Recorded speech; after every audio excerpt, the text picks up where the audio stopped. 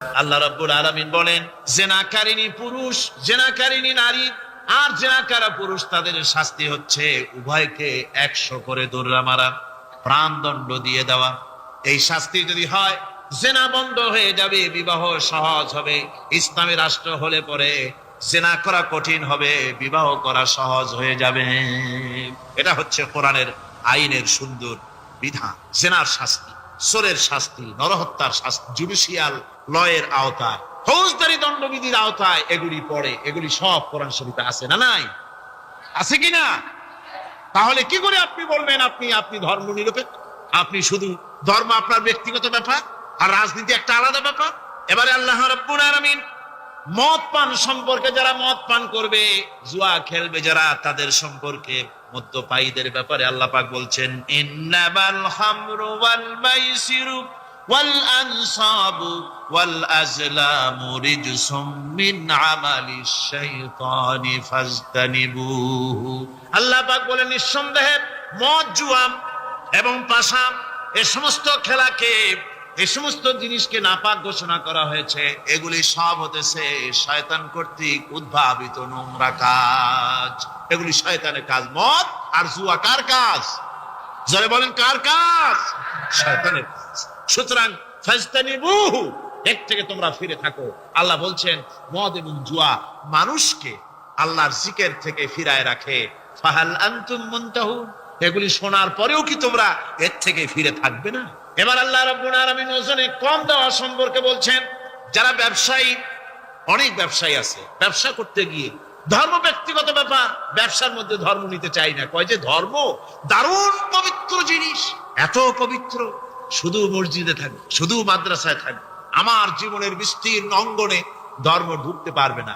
তার মানে ভাবখানা এই, আল্লাহ এবং রসুলকে বলে দেওয়া হচ্ছে, হে আল্লাহ, হে রসুল, তোমাদের উপরে 144 জারি করে দিলাম, শুধু মসজিদে আর খানকায় থাকো, মাদ্রাসায় থাকো, আমাদের জীবনের বিস্তীর্ণ অঙ্গনে তোমাদের কোনো প্রবেশের অধিকার নাই। জোরে কর নাউজুবিল্লাহ। আল্লাহ পাক মানুষের জীবনের সকল ক্ষেত্রে আইন চলবে আল্লাহ। ইনিল হুকমু ইল্লা লিল্লাহ, আইন চলবে কার? আল্লাহ রাব্বুল আলামিন বলেন, ওজনে কম দিও না। ওয়াউফুল কাইলা ইযা কিলতুম ওয়াজনু বিল কিসতাসিল মুস্তাকিম। মেপে যখন কোন জিনিস দিবে, পরিমাপে কম দিবে না।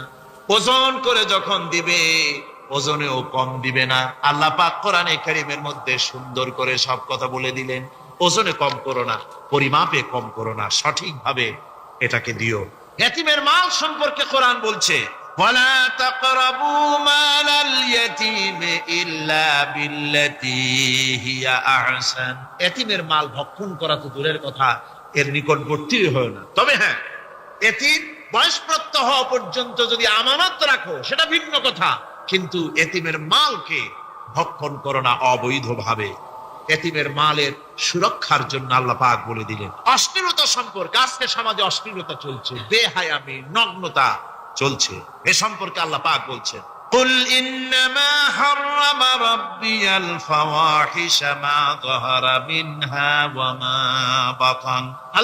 আল্লাহ পাক বলেন, হে নবী, আপনি বলে দেন, আমার প্রভু নিঃসন্দেহে প্রকাশ্য এবং অপ্রকাশ্য সব রকমের নির্লজ্জতা এবং পাপাচারকে নিষিদ্ধ ঘোষণা করেছেন, হারাম করে দিয়েছেন। প্রকাশ্য এবং অপ্রকাশ্য সব রকমের পাপাচারকে, নির্লজ্জতাকে আল্লাহ পাক নিষেধ করেছেন। আজকে আমাদের দেশের টেলিভিশনে যে সমস্ত নির্লজ্জ বিজ্ঞাপন দেওয়া হয়, নারীর দেহের যে সৌন্দর্য প্রদর্শনী করা হয়, এ কি কোনো মুসলমান দেশের করা উচিত? কোন মুসলমানদের জন্য এটা কি বৈধ? আজ নির্লজ্জতা, বেহায়ামি ছড়িয়ে পড়ছে চতুর্দিকে। আল্লাহ পাক নিষেধ করছেন, হারাম করে দিয়েছেন। প্রকাশ্য অপ্রকাশ্য সব রকমের নির্লজ্জতা আল্লাহ পাক হারাম করেছেন। সুদ সম্পর্কে আল্লাহ পাক বলছেন, ওয়াহাল্লাল্লাহুল বাই'a ওয়া হাররামার রিবা। আল্লাহ পাক বলেন, আমি সুদকে হারাম করেছি আর ব্যবসাকে করেছি হালাল। ব্যবসা করো, ব্যবসার মধ্যে বরকত আসবে। সুদ নিও না, সুদ দিও না। আজকে সুদের প্রচলন চলছে। আল্লাহর আইন না থাকার কারণে এমন একটা জঘন্য ধরনের অপরাধ আমার জাতি করছে, সুদের মতো নিকৃষ্ট পাপের সাথে গোটা জাতি জড়ায় গেছে। ঠিক কিনা কর? সুদ খাওয়া এবং দেওয়া কি? জোরে বলেন কি? এই সুদের মধ্যে রয়েছে 70টি গুনাহ। তার ছোট্ট গুনাহ হলো নিজের মাকে নেকাহ করা। জোরে কোন নাউজুবিল্লাহ। এই মারাত্মক গুনাহ গোটা জাতি জড়িয়ে আছে। এই জন্যে আলহামদুলিল্লাহ, আল্লাহ শুকর আদায় করি যে এখন বাংলাদেশে ইসলামী ব্যাংক চালু হয়েছে, সুদমুক্ত ইসলামী ব্যাংকিং বাংলাদেশে চালু হয়েছে। কোন আলহামদুলিল্লাহ। এতদিন সুদী ব্যাংকে লেনদেন করেছেন, তার না হয় একটা জবাব দিতে পারবেন কিয়ামতের দিন যে আল্লাহ, সুদমুক্ত ব্যাংক ছিল না, করবোটা কি? এই টাকা পয়সা নিয়ে বিপদে পড়ে গেছিলাম, চোরে নেবে, ডাকাতে নেবে, জীবন যাবে, তাই সুদী ব্যাংকে পয়সা রাখছিলাম। হয়তো একটা জবাব, খোড়া অজুহাত খাড়া করতে হয়তো বা পারবেন। কিন্তু সুদমুক্ত ব্যাংক চালু হওয়ার পর সুদী ব্যাংকের সাথে যারা লেনদেন করছেন আর নামাজ রোজাও করছেন, কি জবাব দেবেন কোন কিয়ামতে? নামাজে রক্ত হয়ে গেছে, উজুর পানি নেই, কি করবেন? নামাজ ছেড়ে দেবেন? কি করবেন? তায়াম্মুম করবেন। তায়াম্মুম করে নামাজের মুসাল্লায় দাঁড়িয়ে গেছেন, এমন সময় উজুর পানির খবর এসে গেছে, কি হবে? তায়াম্মুম থাকবে না, ছুটে যাবে। ইসলামী ব্যাংক ছিল না বলে সুদী ব্যাংকগুলিকে তায়াম্মুমের মতো ব্যবহার করেছেন, কিন্তু ইসলামী ব্যাংক এসে গেছে, উজুর পানি এসে গেছে। এখন যদি সুদী ব্যাংকের সঙ্গে লেনদেন চালু রাখেন, মনে রাখবেন অবশ্যই কিয়ামতের দিন আল্লাহর দরবারে আসামির কাঠ গড়ায় দাঁড়াতে হবে। সুদের টাকা দিয়া গার্মেন্টস ফ্যাক্টরি করা হচ্ছে। উদ্বোধনের দিনে মৌলভী সাহেব, তাও পাওয়া যায়, অসুবিধা হয় না। মিলাদের দাওয়াত হয়েছে, কোন টাকাতে বানাইছে তা জানার দরকার কি? কিছু পয়সা তো হবে। মিলাদ পড়তে গেলেন, কোরআন তেলাওয়াত করলেন, দোয়া করলেন, বরকতের জন্য দোয়া করলেন। কোন জায়গায় বসে তেলাওয়াত করলেন আপনি? কার নামে দরুদ পড়লেন? কোন জায়গায় পড়লেন যে সুদের টাকা দিয়ে ঘরটা তৈরি হলো, আল্লাহর সাথে বাত করা হলো? আবার সেখানে সাইনবোর্ড লাগায়, হাযা মিন ফাদলি রাব্বি, এটা আমার প্রভুর অনুগ্রহ। নাউজুবিল্লাহ। প্রভুর অনুগ্রহ সুদের টাকা দিয়ে ঘর বানানো? কবি বলছেন, ये इमारत बनी है सूद से आए मेरे मुरब्बी, ये इमारत बनी है सूद से आए मेरे मुरब्बी, और उस पे लिखा है हादा मिन फضل रब्बी। এই বিল্ডিং তৈরি হয়েছে সুদের টাকা দিয়ে। আর কি ভাগ্যের বিড়ম্বনা, কি পরিহাস! সেই সুদের টাকার বিল্ডিং এর উপরে লেখা হচ্ছে হাদা মিন ফাদলি রাব্বি, এটা আমার আল্লাহর অনুগ্রহ। নাউজুবিল্লাহি মিন যালিক। কোরআন তেলাওয়াত করে উদ্বোধন করা হচ্ছে, দরুদ পড়ে উদ্বোধন করা হচ্ছে না, আল্লাহর সাথে বাগাবত করা হচ্ছে। সুতরাং আল্লাহ পাক বলছেন, আমি সুদকে হারাম করেছি, ব্যবসাকে করেছি হালাল। এই সুদ থেকে যদি না ফেরো, فإن لم تفعلوا فأذنوا بحرب من الله ورسوله। আল্লাহ রাব্বুল আলামিন বলেন, যদি এই সুদ থেকে না ফেরো, যদি এই সুদ থেকে বিরত না থাকো, তাহলে আমি আল্লাহ এবং আমার রাসূলের পক্ষ থেকে যুদ্ধের ঘোষণা রইল। পারবেন? আল্লাহ রাসূলের সাথে যুদ্ধ করতে পারবে? নাউজুবিল্লাহি মিন যালিক। মানুষের পক্ষে সম্ভব? সুদ সম্পর্কে আল্লাহ ঘোষণা করলেন কোরআনে কারীমের মধ্যে। এবার ধনী এবং গরিব সম্পর্কে, ধনী আর গরিবের ভিতরে সম্পর্কটা কেমন হবে আল্লাহ পাক কোরআনে কারীমের মধ্যে বলে দিলেন, ওয়াফি আমওয়ালিহিম হাক্কুল লিসাইলি ওয়াল মাহরুম। আল্লাহ রাব্বুল আলামিন বলছেন, ও ধনীরা, তোমাদের সম্পদের ভেতরে গরিবদের অধিকার আছে, সে অধিকার আদায় করে দাও। একথা বলা হলো না গরিবরা তোমাদের করুণার পাত্র, দয়া করে তাদের কিছু দাও, একথা আল্লাহ বলেন নাই। বললেন, ধনীরা শুনে রাখো, তোমাদের সম্পদে গরিবদের অধিকার আছে, অধিকার তাদের ফিরিয়ে দাও। এরপরে আল্লাহ পাক বললেন, কাইলা ইয়াকুনা দুলাতাম বাইনাল আগনিয়াই মিনকুম, তোমাদের সম্পদগুলি যেন তোমাদের ধনশালী লোকদের হাতে যেন পুঞ্জীভূত না হয়ে যায়। দেশের সমস্ত সম্পদ গুটি কতক লোকের হাতে যেন পুঞ্জীভূত না হয়, বরং তা যাকাত, ফিতরা, সাদকা, এককালীন দান ইত্যাদির মাধ্যমে জনগণের কাছে যেন তা পৌঁছে যায়, এক জায়গায় যেন পুঞ্জীভূত হয়ে না থাকে। এভাবে করে আল্লাহ পাক মানুষের জীবনের সাথে সম্পৃক্ত কথাগুলি বলছেন। রাষ্ট্র ব্যবস্থা সম্পর্কে বলছেন, ওয়া আমরুহুম শুরা বাইনাহুম, রাষ্ট্র পরিচালনা করতে গিয়ে তাদের সাথে পরামর্শ ভিত্তিক রাষ্ট্র চালাও, স্বৈরাচার হয়ে ক্ষমতায় বসে থেকো না, ইচ্ছে মাফিক দেশ চালায়ও না, ডিক্টেটর হয়েও না, পরামর্শ ভিত্তিক দেশ পরিচালনা করো। এভাবে করে আল্লাহ রাব্বুল আলামিন রাষ্ট্রপ্রধানকে বললেন, ওয়াসাবিরুহুম ফিল আমর, প্রত্যেকটি ব্যাপারে, রাষ্ট্রের সব ব্যাপারে তাদের সঙ্গে পরামর্শ করে নাও, পরামর্শ সবার সঙ্গে পরামর্শ করে পরামর্শের ভিত্তিতে কাজ করো, এমনি স্বৈরাচার হিসাবে কাজ করো না। কোরআন প্রবর্তিত সমাজ সকল নাগরিকের মৌলিক অধিকারের গ্যারান্টি দিয়েছে, জোরে কোন সুবহানাল্লাহ। এখন আমি যে কথাগুলি বলবো, এই কথাগুলি শুধু মুসলমানদের জন্য নয়, হিন্দু, মুসলমান, খ্রিস্টান, বৌদ্ধ, নারী, পুরুষ, সাদা, কালো, বর্ণ, ভাষা, দল, মত নির্বিশেষে সমস্ত মানুষের জন্য নাগরিক অধিকারের গ্যারান্টি দিচ্ছে কে? আল্লাহ পাক। জোরে বলেন, কে দিচ্ছেন? আল্লাহ পাক। আল্লাহ পাক জীবনের নিরাপত্তা দিচ্ছেন। কোরআনের আইন যদি চালু হয়, নাগরিকদের জীবনের নিরাপত্তা লাভ হবে। জোরে কোন সুবহানাল্লাহ। কিভাবে হবে? আল্লাহ রাব্বুল আলামিন বলেন, ওয়ালা তাকতুলুন নাফসাল্লাতী হারামাল্লাহু ইল্লা বিল হক। আল্লাহ পাক বলছেন, যে জীবনকে আল্লাহ হারাম সম্মানী করেছেন, ন্যায় ব্যতীত তাকে খবরদার হত্যা করো না। মানুষকে হত্যা করো না, খবরদার হত্যা করো না। আল্লাহ পাক হত্যা নিষিদ্ধ ঘোষণা করে দিলেন আর বললেন, মান কাতালা নাফসান বিগাইরি নাফসিন আও ফাসাদিন ফাকান্নামা কাতালান নাস জামিআ। কেউ যদি কোন নরহত্যা এবং বিপর্যয় সৃষ্টি করে, কোন অপরাধ ছাড়া যদি কেউ কোন নির্দিষ্ট অভিযোগ, তাকে হত্যার শাস্তি দেওয়া যায় কোরআন অনুযায়ী, এরকম ছাড়া যদি অন্যায়ভাবে কেউ কাউকে হত্যা করে, তাহলে একটা লোক হত্যা করা নয়, একটা মানুষ হত্যা করার অর্থ হলো গোটা বিশ্বের সমস্ত মানুষকে হত্যা করা। কে বলছেন এ কথা? আল্লাহ পাক বলছেন।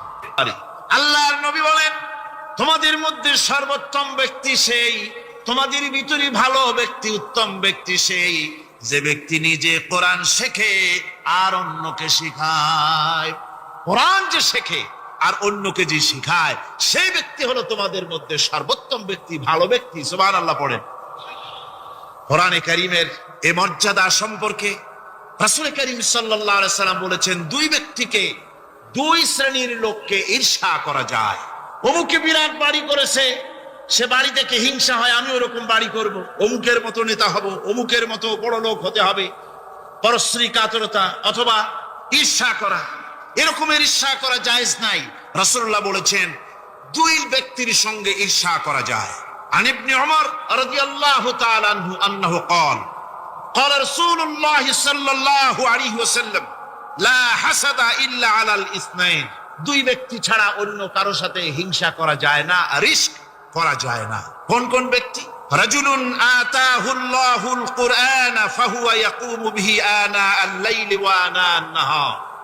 ওই ব্যক্তির সঙ্গে ঈর্ষা করা যায়, হিংসা করা যায় যে ব্যক্তিকে আল্লাহ পাক কোরআনের ইলম দান করেছেন। সে ব্যক্তি দিন-রাত কোরআন তেলাওয়াত করে, কোরআনের উপরে আমল করে, কোরআনের উপরে থাকে, মানুষকে কোরআনের দাওয়াত দেয়। ওই লোকের সাথে ঈর্ষা করা দরকার, যে তার মতো হতে চায়। ওয়ারাজুলুন আতাহুল্লাহু মালান ফাহুয়া ইউনফিকু মিনহু আনা আল-লাইলি ওয়া আনা আন-নাহার। মুত্তাফাকুন আলাইহি। বুখারী মুসলিমের হাদিস।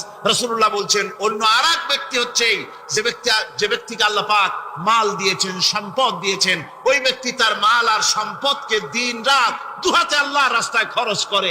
তার মতো হওয়ার জন্য তার সাথে ঈর্ষা করা যেতে পারে। আমার বন্ধুগণ, এই কোরআন হচ্ছে এমন এক কিতাব, যে কোরআনকে নিয়ে যারা অগ্রসর হয়, আল্লাহ তাদেরকে বাড়ায় দেন। আর কোরআনের সাথে যারা হিংসা করে, বিদ্বেষ করে, আল্লাহ তাদেরকে অধঃপাতিত করে দেন।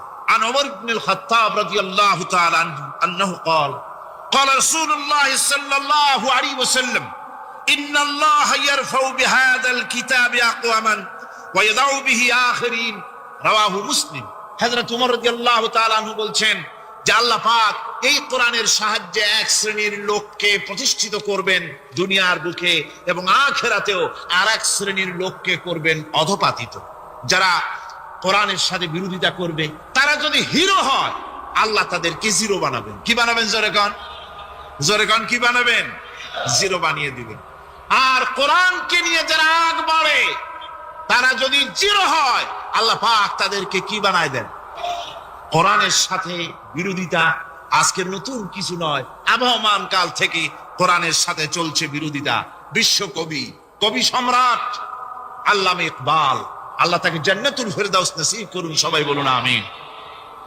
আল্লামা ইকবাল বলেছেন, সতীজা কর রহা হ্যায় असल से टाइम रोज सतेजा कर रहा है असल से टाइम रोज चरागे मुस्तफा भी से शरारे बुलहबीस মোহাম্মদ সাল্লাল্লাহু আলাইহি ওয়াসাল্লামের দ্বীপ শিকার সাথে আল্লাহর দ্বীনের সাথে আবু জাহাল আবু লাহাবের অগ্নিস্ফুলিঙ্গের সংঘর্ষ আবহমান কাল থেকে লেগে এসেছে, কিন্তু ওদের এই অগ্নিস্ফুলিঙ্গের টক্কর লেগে মোহাম্মদ সাল্লাল্লাহু আলাইহি ওয়াসাল্লামের টিম টিম করে জ্বলে ওঠা এই প্রদীপটি প্রচন্ড ঝড়ো হাওয়ার মুখে, টর্নেডো আর গর্কির মুখে নিভে যায়নি, জ্বলছে, জ্বলবে কিয়ামত পর্যন্ত।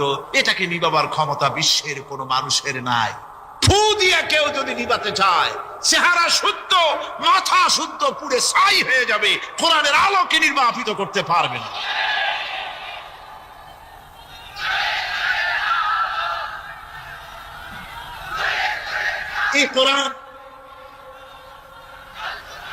এই কোরআন যার সিনার ভিতরে থাকে, যার সিনার মধ্যে থাকে সে হয় সমৃদ্ধ, আর যার সিনার মধ্যে থাকে না সে হয় সবচাইতে ফকির আর এতিম। আল্লাহর নবী বলেছেন, ইন্নাল্লাযী লাইসা ফি জাওফিহি শাইউম মিনাল কুরআনি কাল বাইতিল খারিব। যেই দেহের ভিতরে কোরআন নাই, যেই দেহের ভিতরে, যেই সিনার ভিতরে কোরআন নাই, ওই মানুষটা হতেছে একটা সাড়া বাড়ির মতো, একটা উজাড় বাড়ির মতো, বিরান বাড়ির মতো। বিরান বাড়িতে কি থাকে? সাড়া বাড়িতে কি থাকে? না না, ভূত কিসের? খামোখাই ভয় পান আপনারা। ভূত বলে কিছু নেই। হ্যাঁ, শয়তান থাকে, জেল থাকে, তারপরে ওর মধ্যে আর কি থাকে? উতুম পেঁচা থাকে, ইঁদুর থাকে, তেলাপোকা থাকে, উই পোকা থাকে, বাঁদর থাকে, উল্লুক থাকে, সাপ থাকে। রাসূলুল্লাহর কথা দেখেন, কি সুন্দর কথা। সুবহানাল্লাহ, সুবহানাল্লাহ। যে দেহের ভিতরে কোরআন নাই, সারা বাড়িতে যা থাকে, পোড়ো বাড়িতে যা থাকে, বিরান বাড়িতে যা থাকে, যে দেহে কোরআন নাই সেই দেহের মধ্যে তাই থাকে। আজ দেখুন বাংলাদেশের শিক্ষাঙ্গনে, কলেজ ইউনিভার্সিটি গুলিতে কোরআন পড়ানো হয় না। বলেন ঠিক কিনা? আমাদের বিশ্ববিদ্যালয়গুলিতে কোরআন পড়ানো হয়, তাফসীর পড়ানো হয়, হাদিস পড়ানো হয়। হাদিস কোরআন আল্লাহর কালাম পড়ানো হয় না বলে অবস্থা কি হয়েছে? হাদিস থেকে মিলায় নেই।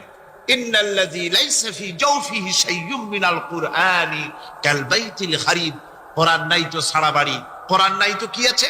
যে ঘরের মধ্যে মানুষ নাই, উল্লুক থাকে, ভাল্লুক থাকে, শয়তান থাকে, তেলাপোকা থাকে, সারপোকা থাকে, হিংস্র প্রাণী ভরপুর থাকে। যে শিক্ষা প্রতিষ্ঠানে কোরআন পড়ানো হয় না, সেখানেও সন্ত্রাসীরা বাস করতে পারে, ভালো মানুষ টিকতে পারে না। এই জন্য কোরআন যেখানে পড়া হয় না সেটা কবরের তুল্য, কোরআন যেখানে তেলাওয়াত হয় না সেটা কিসের তুল্য? কবরের তুল্য। আল্লাহর নবী বলেছেন, আনাবি হুরায়রা রাদিয়াল্লাহু তাআলা আনহু আন্নাহু ক্বাল ক্বালা রাসূলুল্লাহ সাল্লাল্লাহু আলাইহি ওয়াসাল্লাম লা তাজআলু বুয়ুতাকুম মাকাবির। রাওয়াহু মুসলিম। আল্লাহর নবী বলেন, তোমাদের ঘরগুলিকে তোমরা কবর বানায়ো না। অর্থাৎ যে ঘরের মধ্যে কোরআনে কারীম তেলাওয়াত হয় না সেটা কবরের সমতুল্য। কবরের সমতুল্য। আগে আমাদের ঘর সমূহে যখন ছোট ছিলাম তখন দেখতাম ঘরে ঘরে কোরআন তেলাওয়াত হতো, ঠিক না? প্রত্যেকটা ঘরের জানালা দিয়া সকালবেলায় আওয়াজ আসতো, আউযু বিল্লাহি মিনাশ শাইতানির রাজীম, বিসমিল্লাহির রাহমানির রহিম। তেলাওয়াতের আওয়াজ ভেসে আসতো। আজ আর এই অবস্থা নাই। আজ ভদ্রলোকের বাড়ির সামনে দিয়ে হেঁটে যাবেন, সকালবেলা কিসের তেলাওয়াত? জনমের ঘুম ঘুমায়, পাইকারি দরে ঘুমায়, ফজরের নামাজ নাই। শহরের অবস্থা, অধিকাংশ বাড়িতে ফজরের নামাজ হয় না। ডিসেন্টিনার মাধ্যমে, আগে তো শুধু শুধু বাংলাদেশের ছবি, ডিসেন্টিনার মাধ্যমে সারা পৃথিবীর শয়তানি আর বদমাশি ঘরে বসে গেলা যায়। উপকারিতা এবং অপকারিতা দুটোই আছে। নিউজ দেখা যায়, সাথে সাথে আবার নিউজের সাথে আরো বাজে কিছু দেখা যায়। এগুলো দেখতে দেখতে রাত শেষ হয়ে আসে, ঘুমায় জনমের মতো, এক ঘুমে বেলা 9টা আর 10টা। কিসের ফজরের নামাজ আর কি এর কোরআন শরীফ তেলাওয়াত করে। এরপরে উঠলো 9টা-10টার সময়, উঠে তারপরে গানের মাস্টার এসে গেছে। তখন ইতিমধ্যেই গানের মাস্টার এসে গেছেন। কি দুর্ভাগ্যজনক সত্য কথা, ইংরেজি যে টিচার পড়ান, অঙ্ক যে টিচার করান, সপ্তাহে 3 ঘন্টা পড়াবেন, বেতন 2500 টাকা। আর প্রতিদিন সকালবেলা এসে যদি কোনো মুসলমান কোনো একজন মৌলভী সাহেব, হাফেজ সাহেবকে রাখেন কোরআন তেলাওয়াত করাবার জন্য, কোরআন পড়াবার জন্য সন্তানকে, প্রতিদিন আসতে হবে, প্রতিদিন 2 ঘন্টা পড়াতে হবে, আর মাসের শেষে বেতন 500 টাকা। কোরআন কারীমের সাথে এই আচরণ। ও, আমি বেশি বলে ফেলেছি। যাদের অভিজ্ঞতা আছে তারা বলছেন 200 টাকা। এরপরে অঙ্ক ইংরেজি তো কাজে লাগে, ভালো কথা। তারপরে গানের মাস্টার আসছেন, তিনি শেখাবেন কি? রবীন্দ্রসঙ্গীতের প্যানপ্যানানি, যা শুনলে পরে কানে ময়লা জমে যেতে পারে, যে গান শুনলে জীবিত মানুষ মৃত্যু হয়ে যায়। নজরুলের কথা শেখানো হবে না, তাহলে সেটা হবে সাম্প্রদায়িকতা। গানের মাস্টারকে, নাচের মাস্টারকে 5,000 টাকা, 10,000 টাকা পর্যন্ত বেতন দেওয়া হয়। এ জাতির জন্য আল্লাহর রহমত কেমনে আসবে? কি কারণে আসবে? কোরআনে কারীম যারা তেলাওয়াত করবে তাদের সম্পর্কে আল্লাহর নবী বলেন, মান ক্বারাআল কুরআনা ফাস্তাজহারাহু ফাহাল্লা হালালাহু ওয়া হাররামা হারামাহু আদখালাহুল্লাহুল জান্নাহ। আল্লাহর নবী বলেন, যে ব্যক্তি কোরআন শরীফ তেলাওয়াত করবে এবং কোরআনের হালাল অনুযায়ী হালালকে মেনে চলবে, হারাম অনুযায়ী হারাম থেকে ফিরে থাকবে, এরকম কোরআনের উপরে যে তেলাওয়াত করবে আর আমল করবে, আল্লাহ রাব্বুল আলামিন কিয়ামতের দিন তাকে জান্নাতের ভিতরে প্রবেশ করাবেন। শুধু বেহেশতে যাবে না, ওয়াসাফাহু ফি আশরাতিন মিন আহলি বাইতিহি কুল্লুহুম কাদ ওয়াজাবাত লাহুন নার। নবীজি বলেন, এই কোরআনে কারীমের বরকতে কিয়ামতের দিন ওই ব্যক্তি তার রক্ত সম্পর্কিত 10 জন আত্মীয়ের ব্যাপারে সুপারিশ করার জন্য তৌফিক পাবে আল্লাহর দরবারে। এমন 10 ব্যক্তি, যেই 10 ব্যক্তির জন্য হিসাবের পরে জাহান্নাম ওয়াজিব হয়ে গিয়েছিল, এমন 10 ব্যক্তি সম্পর্কে কোরআনের তেলাওয়াতকারী আর আমলকারী আল্লাহর দরবারে সুপারিশ করার জন্য পারমিশন পাবেন। এমন নিয়ামত, সেই নিয়ামত থেকে আমরা বঞ্চিত হয়ে যাচ্ছি। আমি বলি না যে আপনারা কলেজ ইউনিভার্সিটিতে ছেলেদের পড়তে দিবেন না, আমি তা বলি না। তারা কলেজ ইউনিভার্সিটিতে বিলক্ষণ পড়াশোনা করুক, কিন্তু তাদেরকে কোরআন শরীফ শিখান। লক্ষ লক্ষ টাকা খরচ করলেন ছেলের পেছনে, কিন্তু কোরআন শিখালেন না। আপনি মরে গেলে আপনার জানাজাটা পড়বে, এ তৌফিকও সে পেল। জানাজার ইমামতি তো দূরের কথা, জানাজার নিয়ত জানে না, পাক পবিত্রতা জানে না। বাপ মরে গেছে, সে তখন ছিল মার্কেটে, শুনলো বাপ মরছে, তাড়াতাড়ি জানাজায় শরীক হতে হবে। প্যান্টও পাক নাই, যেহেতু পেশাবের যখন বেগ এসেছিল দেওয়ালের পাশে দাঁড়াইয়া কাম সারছে, দোয়া মোছার কাম নাই, মাথায় টুপি নাই, নাক মোছা রুমাল ছিল পকেটে, রুমালটা মাথায় দিয়া দাঁড়ায় গেল, আল্লাহু আকবার।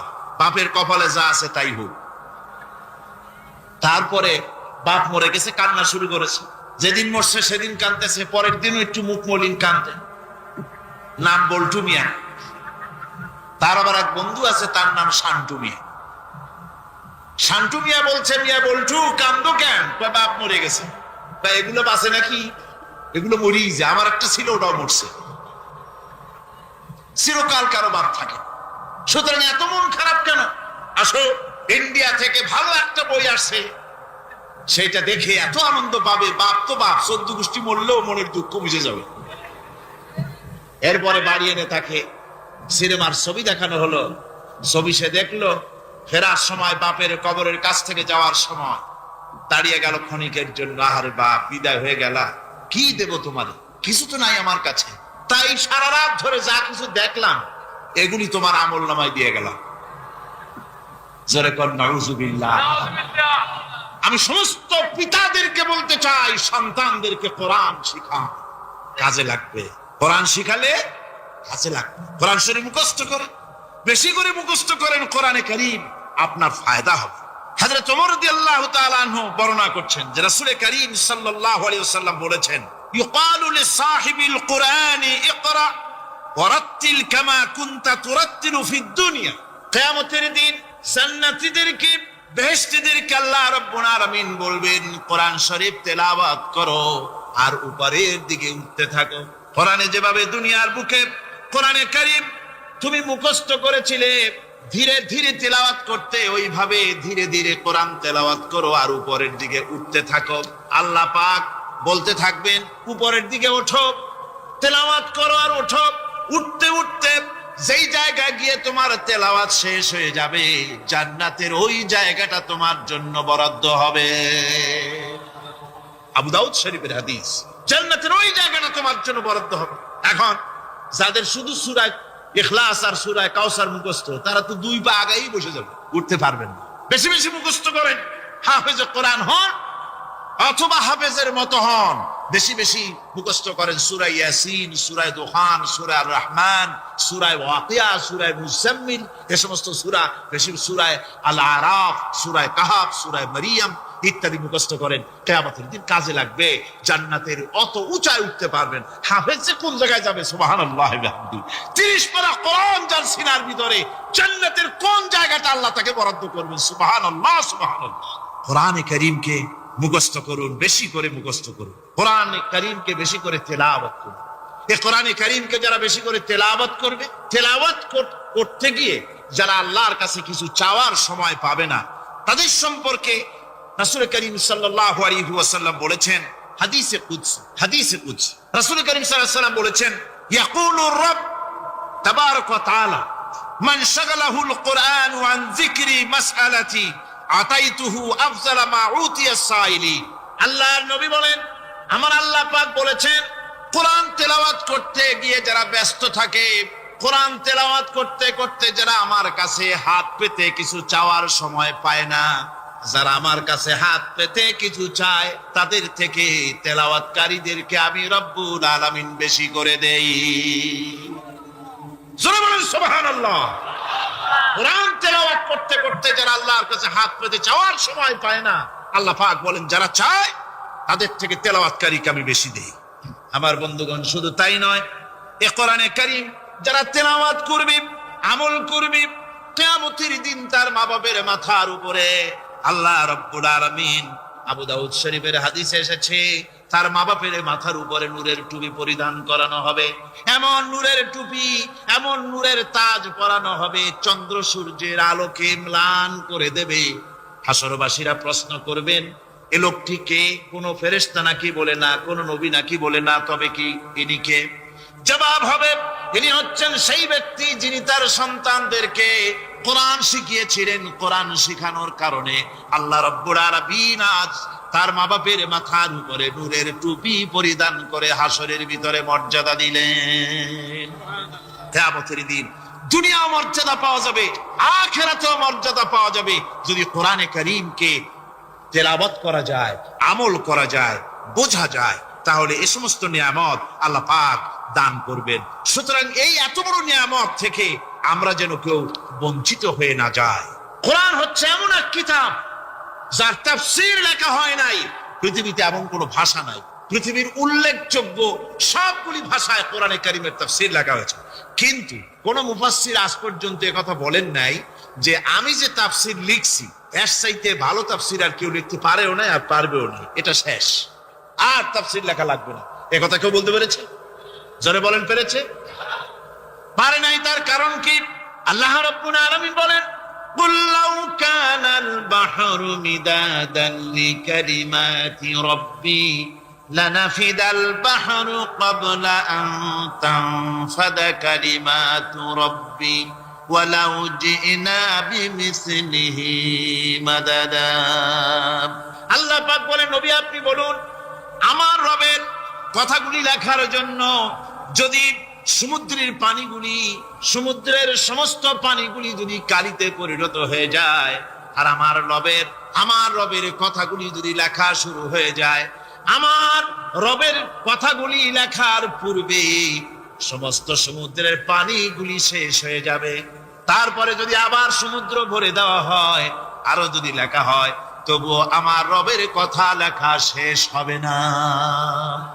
আল্লাহ রাব্বুল আলামিন বলেন, وَلَوْ أَنَّ مَا فِي الْأَرْضِ مِنْ شَجَرَةٍ أَقْلَامٌ وَالْبَحْرُ يَمُدُّهُ مِنْ بَعْدِهِ سَبْعَةُ أَبْحُرٍ مَا نَفِدَتْ كَلِمَةُ اللَّهِ।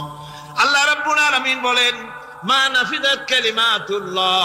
আল্লাহ পাক বলেন 7টা সমুদ্রের পানি যদি একত্রিত করা হয়, 7টা সমুদ্রের পানি যদি এক জায়গায় করা হয়, এই পানিগুলি যদি কালিতে পরিণত হয়ে যায়, আর পৃথিবীর সমস্ত গাছগুলি যদি কলমে পরিণত হয়ে যায়, ওই গাছগুলি দিয়ে যদি ওই পানি রূপ কালি দিয়ে আমার প্রভুর কথা আল্লাহ রাব্বুল আলামিনের কোরআনের কথা যদি লেখা শুরু হয়ে যায়, লিখতে লিখতে সমস্ত পানিগুলি গাছগুলি শেষ হয়ে যাবে, আল্লাহ পাকের কালামের ব্যাখ্যা লেখা শেষ হবে না।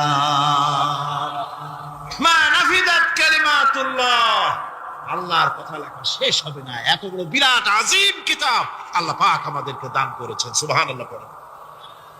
এই কিতাবের এত বড় গুরুভার আল্লাহ রাব্বুল আলামিন বলেছেন, লাউ আনজালনা হাযাল কুরআন আলা জাবালিন রাআইতাহু খাশিআন মুতাসাদ্দিআন মিন খাশিয়াতিল্লাহ। আমি যদি এই কোরআনকে পর্বতের উপরে নাজিল করতাম, তাহলে তুমি দেখতে পেতে আমার ভয় ভীত সন্ত্রস্ত হয়ে পাহাড়গুলো চূর্ণ বিচূর্ণ হয়ে যেত। এত বড় আসীম কিতাব আমি তোমাদেরকে দান করেছি, যার গুরুভার বহন করতে কেউ রাজি হয়নি। পাহাড় পর্বত কেউ রাজি হয়নি, মানুষ রাজি হয়েছে। এই মানুষের উপরে আমি এটা অবতীর্ণ করেছি। গোটা বিশ্ববাসীর সামনে এই কিতাব আমি দিয়েছি তোমাদেরকে, এর দ্বারা হেদায়েত তোমরা গ্রহণ করবে। কিয়ামতের দিন আল্লাহর এই বিরাট নিয়ামত আমাদেরকে দান করলেন, আমরা এই নিয়ামতের নাশকর করেছি। অর্থাৎ এই কোরআনকে আমরা ব্যবহার করেছি, সঠিকভাবে করি নাই, বেঠিকভাবে করেছি। প্রথম দিন দ্বিতীয় দিন আমি বলেছি কোরআন শরীফকে শুধু তাবিজ তুমারের জন্য, শুধু সওয়াবের জন্য তেলাওয়াত করেছি। আসলে শুধু সওয়াবের জন্য তো আসেনি কোরআন। কোরআন বুঝতে হবে, আমল করতে হবে, তবে না শান্তি পাবো। আপনি যদি কোরআন হচ্ছে মানুষের জীবন সমস্যার সমাধানের গ্রন্থ। ওষুধ খেলে রোগ ভালো হয়। ওষুধ খেলে কি হয়? কেউ যদি সকাল বেলায় তসবিহ হাতে নিয়ে 500 বার পড়ে ওষুধ ওষুধ ওষুধ, 500 বার পড়লে রোগ কি ভালো হবে? বরং রোগ আরো বাড়তে পারে চিল্লাতে চিল্লাতে। শীতের জন্য লেপ গায়ে গায়ে না দিয়া কেউ যদি চিল্লাইতে থাকে, জিকির করে লেপ্ত শোক লেপ্ত শোক লেপ্ত শোক, শীত কি বন্ধ হবে নাকি? পানির পিপাসায় ছটফট করে মানুষ যদি চিল্লায় পানি পানি পানি পানি পানি, পানির পিপাসা আরো বাড়বে। তাহলে কি বোঝা গেল? পিপাসা লাগলে পানি পান করতে হবে, শীত লাগলে কম্বলটা গায়ে দিতে হবে, রোগ হলে ওষুধটা খেতে হবে, তাহলে সব সমস্যার সমাধান হবে। অনুরূপ ভাবে আমরা শুধু কোরআনে কারীমকে তেলাওয়াত করি সওয়াবের নিয়তে, তার হুকুমগুলি জীবনের উপরে আমল করি না বলে আজকের জীবন আমাদের বিপর্যস্ত হয়েছে। ব্যক্তিতে, পরিবারে, রাষ্ট্রে শান্তি নাই, কোথাও শান্তি নাই এই কারণে। আর কিয়ামতের দিন রাসূল আসামি করবেন তাদেরকে যারা কোরআন অমান্য করেছে। রাসূল হবেন বাদী। বাদী হবেন কে? যারা বলেন কে বাদী হবেন? রাসূল। আসামি হবে কারা? যারা কোরআন ছেড়ে দিয়েছে। আল্লাহ রাব্বুল আলামিন বলেন, وقال الرسول يا رب إن قومي اتخذوا هذا القرآن مهجورا। কিয়ামতের দিন রাসূল আল্লাহর দরবারে ফরিয়াদ করবেন, আয় আমার রব, আয় আমার আল্লাহ তাআলা, এই সমস্ত লোকগুলি তোমার কালামকে, তোমার কোরআনকে অপ্রয়োজনীয় জিনিস বলে তারা পরিত্যাগ করেছিল। কোরআনকে অপ্রয়োজনীয় মনে করেছে, কোরআনের সাথে ঠাট্টা করেছে, বিদ্রুপ করেছে। কোরআন শিক্ষা ভিক্ষার ঝুলি, শেখার বুলি মনে করেছে। কোরআনের কোনো মূল্য দেয় নাই, কোরআনের কোনো দাম দেয়নি। কোরআনের সাথে ঠাট্টা করেছে, কোরআনের আইনের সাথে ঠাট্টা করেছে, বিদ্রুপ করেছে। আমাদের দেশে শিক্ষাবিদ, চিন্তাবিদ, বুদ্ধিজীবী নাম ধরনের নামধারী এক শ্রেণীর লোকেরা কোরআনের সাথে সরাসরি বেয়াদবি করেছে। আহমদ শরীফ বলেছে পরকাল নাই, আল্লাহ বলছেন পরকাল আছে। আর আহমক, আহমদ তো না, ওটা কি?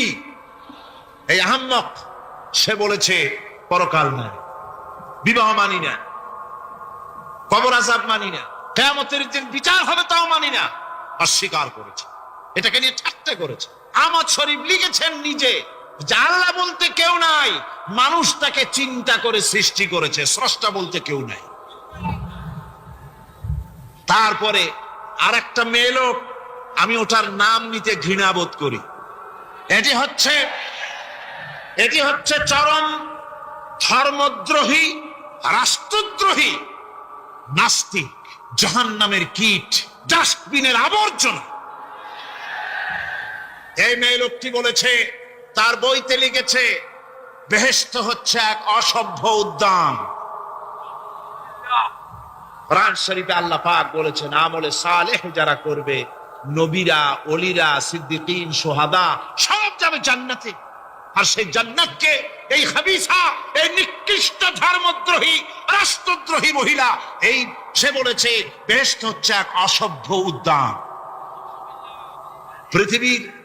পৃথিবীর অতৃপ্ত বহুগামী পুরুষেরা তাদের থাকার জায়গা হবে ওই বেহেশতের মধ্যে। যেরকম নাউজুবিল্লাহ।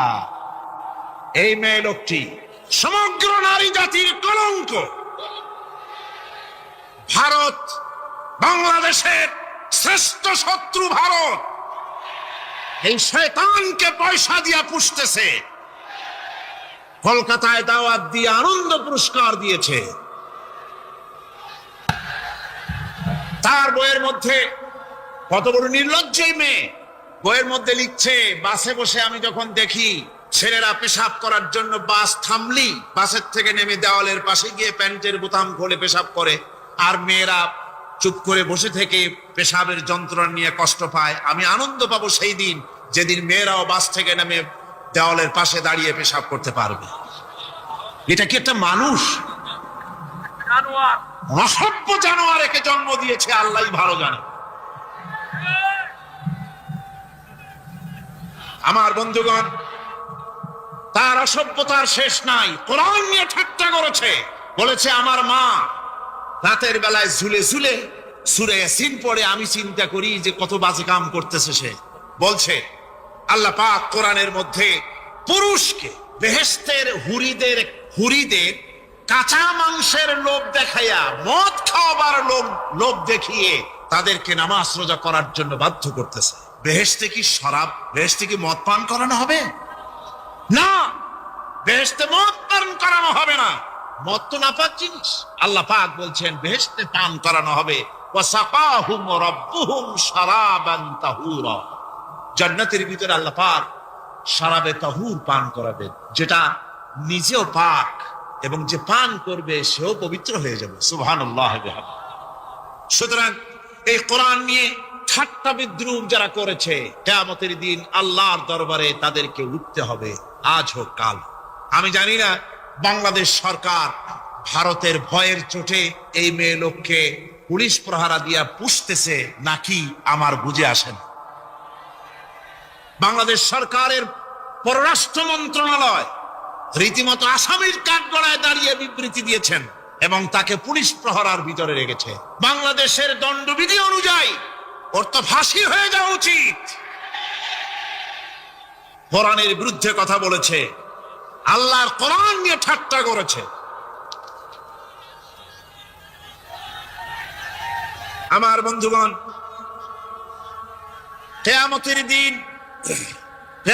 দিন যখন এরা উপস্থিত হবে আল্লাহর দরবারে, আল্লাহ রাব্বুল আলামিন কোরআনের সাথে যারা ঠাট্টা করেছে, বিদ্রুপ করেছে, কোরআনের আইনকে নিয়ে যারা ঠাট্টা বিদ্রুপ মজাক উড়াইছে, কিয়ামতের দিন তাদেরকে বলা হবে ওয়াকিলাল ইয়াউমা নানসাকুম কামা নাসিতুম লিকা ইয়াউমিকুম হাদা।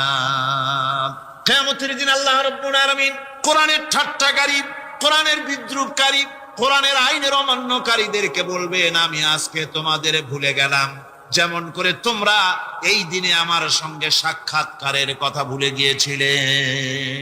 তোমরা যেমন আমার আজকের এই কিয়ামতের দিনের কথা যারা ভুলে গিয়েছিলে, আজকে আমিও তোমাদেরকে ভুলে গেলাম। এরপরে কি হবে? ওয়ামাওয়াকুমুন নার ওয়ামা লাকুম মিন নাসিরিন।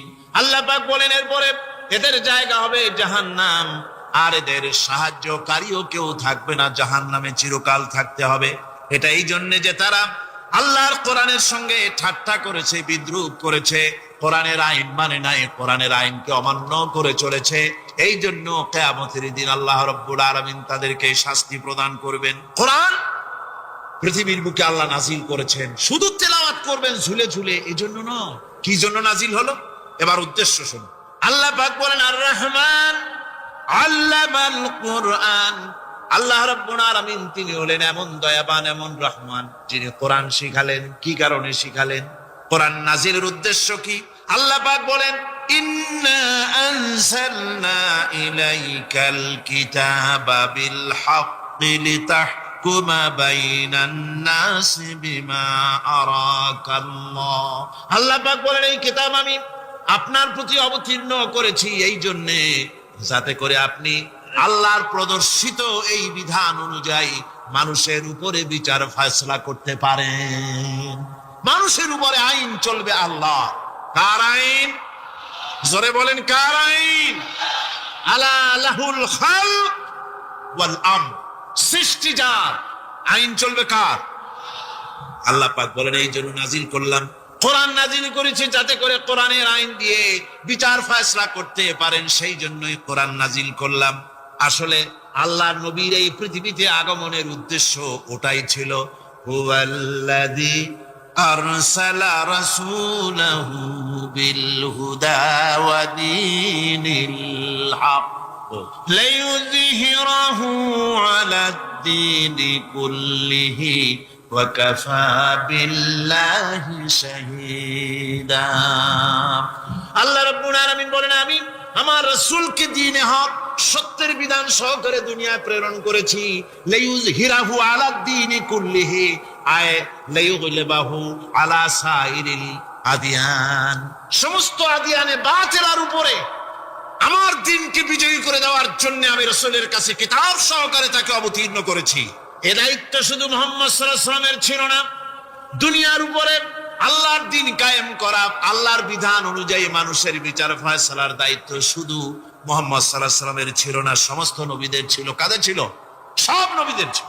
ফাবাআসাল্লাহুন নাবিয়্যিনা মুবাশশিরিনা মুনযিরিন ওয়া আনসালা মাআহুমুল কিতাবা বিল হাক্কি লিয়াহকুমা বাইনান নাস। আল্লাহ পাক বলেন, সমস্ত নবীদের কাছে আমি কিতাব অবতীর্ণ করেছি এই জন্যে যে তারা সহজ এবং সোজা পথে যারা চলতে চায় তাদেরকে তিনি সুসংবাদ দিবেন, আর বাঁকা পথে যারা চলবে তাদেরকে তিনি জাহান্নামের ভীতি প্রদর্শন করবেন। আর আমি তার উপরে যে কিতাব অবতীর্ণ করেছি, এই কিতাব দিয়ে জনগণের উপরে বিচার ফয়সালা করবে। আইন চলবে আল্লাহর কিতাব দিয়ে। আইন চলবে কি দিয়ে? আল্লাহর কিতাব দিয়ে। আল্লাহর কিতাব অনুযায়ী জনগণকে পরিচালিত করবেন। এই জন্য আমি এই কোরআনকে নাজিল করেছি, অতীতেও এই কিতাবগুলি নাজিল করেছি। কুল ইয়া আইয়ুহান নাসু ক্বাদ জাআকুমুল হাক্কু মির রাব্বিকুম। আল্লাহ পাক বলেন, নবী আপনি বলে দেন, আপনি বলুন, হে মানব সকল, আল্লাহর পক্ষ থেকে তোমাদের জন্য মহাসত্য এসেছে। এই মহাসত্য যদি অনুসরণ করো তোমাদের জন্য কল্যাণকর হবে। ওমান দাল্লা ফাইন্নামা ইয়াদুল্লু আলাইহা। আর যদি কোরআনকে অমান্য করো, আল্লাহর কিতাবকে অমান্য করো, তাহলে তোমাদের জন্য অকল্যাণ হবে। আজ আপনারা বলেন, আল্লাহর কিতাবের আইন কি আমাদের দেশে চলে? কোরআনের আইন কি চলে? চলে না। কোরআনের আইন চলে না। আমরা কি খুব শান্তিতে আছি? খুব আরামে আছি? শ্রমিকরা তাদের শ্রমের মূল্য পায়, কৃষক তার উৎপাদিত পণ্যের সঠিক দাম পায়, নারী তার সতীত্বের মর্যাদা পায়। জনগণ কি আরামে ঘুমাতে পারে? না, জনগণ রীতিমতো দুবেলা পেট পুরে সমস্ত জনগণ খেতে পারে। এর একমাত্র কারণ হচ্ছে কোরআনের আইনকে অমান্য করা হয়েছে। ভালো করে কান পেতে শুনুন। আল্লাহ রাব্বুল আলামিন কোরআনে কারীমের মধ্যে পরিষ্কার করে বলেছেন, ওয়া মান লাম ইয়াহকুম বিমা আনজালাল্লাহু ফাউলাইকা হুমুল কাফিরুন। যারা নাকি আমার দেওয়া বিধান অনুযায়ী, কোরআন অনুযায়ী যারা বিচার ফয়সালা করে না, ফাউলাইকা হুমুল কাফিরুন, ফাউলাইকা হুমুজ জালিমুন, ফাউলাইকা হুমুল ফাসিকুন। যারা আমার দেওয়া বিধান অনুযায়ী বিচার ফয়সালা করে না, তারা কাফির, তারা জালিম, তারা ফাসিক। সুতরাং এর ভিতরে এই জুলমের মধ্যে জালিমদের অন্তর্গত, ফাসিকদের অন্তর্গত হয়ে বাংলাদেশের বহু মুসলমান, পৃথিবীর বহু এলাকার মুসলমান এর মধ্যে লিপ্ত হয়ে আছে। কোরআনের আইন চালু না করলে পরে, কোরআনের আইন না মানলে পরে জালিম হতে হবে, কাফির হতে হবে, ফাসিক হতে হবে। অর্থাৎ যতখানি না মানবেন ততখানি এই বিশেষণে বিভূষিত হতে হবে। এক শ্রেণীর লোক আছে যারা বলে বেড়ান ধর্ম আর রাজনীতি আলাদা। বলেন কিনা কন, জোরে বলেন, বলে কিনা? ধর্ম আর রাজনীতি আলাদা। তারা বলে আমরা ধর্ম নিরপেক্ষ থাকতে চাই। তারা কি থাকতে চায়? ধর্ম নিরপেক্ষ থাকতে চায়। কোরআনে কারিমে এই ধর্ম নিরপেক্ষবাদীদের ব্যাপারে কোরআন কি বলছে শুনুন। আল্লাহ রাব্বুল আলামিন বলেন, আলাম তারা ইলাল্লাযীনা ইয়াজউমুনা আন্নাহুম আমানু বিমা উনজিলা ইলাইকা ওয়া মা উনজিলা মিন ক্বাবলিক। আল্লাহ পাক বলেন, হে নবী, তুমি কি সেই সব লোকদেরকে দেখেছো যারা দাবি তো করে যে আমরা আল্লাহর উপর ঈমান এনেছি আর এই কিতাবের উপর ঈমান এনেছি, এর পূর্বে যত কিতাব নাজিল হয়েছে সেসব কিতাবের উপরেও ঈমান এনেছি। ধর্ম নিরপেক্ষবাদীরা তারা তো বলে না যে আল্লাহ মানি না, কোরআন মানি না, একথা বলে না, ওটা বলে না। কি বলে? সেই বলা কথাটাই আল্লাহ এখানে অনেক আগে বলে রেখেছেন। ওরা বলে যে আমরা অবশ্যই আল্লাহকে মানি, আল্লাহর কিতাব মানি, এর পূর্বে যত কিতাব নাজিল হয়েছে সেগুলোও মানি, তবে ইউরিদুনা আইয়াতাহাকামু ইলাত তাগুত, তারা চায় তাদের জীবনের সমস্ত সমাধান সমস্যার জন্য তাগুতের কাছে যেতে চায়। তাগুতকে, আল্লাহকে বাদ দিয়ে তারা যেতে চায় কোথায়? তাগুতের কাছে। জোরে বলেন, কিসের কাছে যেতে চায়? তাগুতের কাছে। তাগুত বলে কারে? তাগুত বলা হয় যে নিজে আল্লাহর আইন মানে না এবং অপরকেও আল্লাহর আইন অমান্য করতে বাধ্য করে, তাকে বলা হয় তাগুত। ওরা বলে ধর্ম আর রাজনীতি আলাদা। কোরআন মানি কিন্তু কোরআনের আইন মানি না। ওরা কোরআন মানে ঠিকই, বলে যে কোরআন মানি, কিন্তু কোরআনের আইন মানে। তাহলে এ মানি বলার অর্থটা কি? এর মূল্যটা কোথায়? কোরআন যদি মানো তো কোরআন বলেছে সুদ খেও না, আমাদের দেশে সুদ চলছে না। কোরআন বলেছে বিবিকে পর্দায় রাখো, পর্দায় কি রাখা হচ্ছে? কোরআন বলেছে ওজনে কম দিও না, তা কি মানা হচ্ছে? কোরআন বলেছে আমার আইন দিয়ে দেশ শাসন করো, তা কি করা হচ্ছে? সুতরাং ধর্ম নিরপেক্ষ মতবাদ যেটা, এই মতবাদটা কোরআনের দৃষ্টিতে কুফরি মতবাদ। ধর্ম নিরপেক্ষ মতবাদ কি? জোরে বলেন, ধর্ম নিরপেক্ষ মতবাদ কি? কোন মুসলমান, যে ব্যক্তি নিজেকে মুসলমান বলে দাবি করে, ধর্ম নিরপেক্ষ মতবাদ সে বিশ্বাস করতে পারে না, জায়েজ নাই, হারাম। আফাতুমিনুনা বিবাদিল কিতাব ওয়া তাকফুরুনা বিবাদ, তোমরা কোরআনের কিছু অংশকে মেনে নিবে আর কিছু অংশকে করবে অস্বীকার। এটা যদি করো দুনিয়ার জীবনে পাবে দুনিয়ার জীবনে জিল্লতি আসবে, লাঞ্ছনা আসবে, আর কিয়ামতে পাবে জাহান্নামের শাস্তি। সুতরাং ধর্ম নিরপেক্ষ মতবাদের অর্থ তারা বলে যে ধর্মহীনতা নয়, আসলে কিন্তু ধর্ম নিরপেক্ষ মতবাদের অর্থই হলো ধর্মহীনতা। ঠিক কিনা কন? জোরে বলেন ঠিক কিনা? এই ধর্ম নিরপেক্ষ মতবাদ আমাদের দেশের জন্ম হয় নাই, এর জন্ম হয়েছে ইউরোপ সভ্যতায়। প্রাচীন ইউরোপ সভ্যতায় এর জন্ম হয়েছিল, সেখান থেকে তার আন্ডা বাচ্চা ভারতে এসেছিল। ভারত থেকে এই আন্ডা বাচ্চার কিছু অংশ 1972 সালে তদানীন্তন সরকারের মাথার উপরে ভারত চাপিয়ে দিয়েছিল। সেই ধর্মনিরপেক্ষ মতবাদ 1972 সনের সংবিধানে লেখা হলো, কিন্তু 1982 সনে যখন সংবিধান আবার অ্যামেন্ডমেন্ট করা হলো, তখন ধর্মনিরপেক্ষতার কপালে ঝাঁটা মেরে বিদায় করা হয়েছে। বাংলাদেশে ধর্মনিরপেক্ষ মতবাদ চলতে পারে না। ধর্মনিরপেক্ষ মতবাদের কথা আমাদের দেশে তারাই বলে যারা 72 সনে ক্ষমতায় ছিলেন। তারা ধর্মের সাথে কি ব্যবহার করেছেন আমরা ভুলে যাই নাই, আপনারা ভুলে গেছেন। 1972 সনে দেশের সমস্ত বিশ্ববিদ্যালয়ের মনোগ্রাম থেকে ইকরা বিসমি রাব্বিকাল্লাযী খালাক রাব্বি জিদনি ইলমা, কোরআনে কারীমের আয়াতকে বিদায় করে দেওয়া হয়েছিল। শাসনতন্ত্রের শিরোনামে বিসমিল্লাহকে গ্রহণ করা হয় নাই। শুধু তাই নয়, কোরআনে কারীম যেখানে তেলাওয়াত করা হয় তখনকার সময় রেডিওতে, টেলিভিশনে, ওই 72 থেকে 3 বছর, এবং এখনো সেই দলটি মিটিং করতে গিয়ে, কোন জায়গায় কিছু করতে গিয়ে আগে কোরআন শরীফ, তারপরে গীতা, তারপরে বাইবেল। এগুলি হচ্ছে মুনাফিকের লক্ষণ। কিসের লক্ষণ? যেখানে যেই টেবিলে, যেই মঞ্চে কোরআন তেলাওয়াত হয়, বাইবেল, গীতা পড়া হারাম, পড়া হতে পারে না। কোরআনের চাইতে শ্রেষ্ঠ কিতাব আল্লাহর দুনিয়া আছে? সমস্ত কিতাবকে রদ করেছে কোরআন।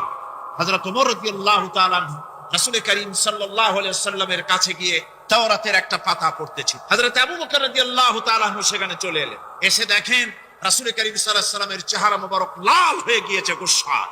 হযরত আবু বকর বললেন, ওমর, তুই যদি এর থেকে মরে যেতিস, তুই যদি এর থেকে মরে যেতিস, তুই যদি এর থেকে মরে যেতি। 3 বার বলল। হযরত ওমর শিউরে উঠলেন, হতচকিত হয়ে উঠলেন। আবু বকর আমাকে মরার কথা বলছেন কেন? তিনি তাকিয়ে দেখেন রাসূল করিম সাল্লাল্লাহু আলাইহি ওয়াসাল্লামের চেহারা মোবারক গুসায় লাল।